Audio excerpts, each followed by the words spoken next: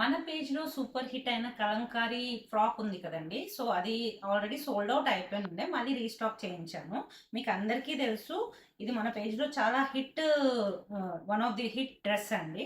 So ఈ ఫ్రాక్లో ఈ pattern అయితే అందరికీ నచ్చింది, చాలా మంది కొనుక్కున్నారు.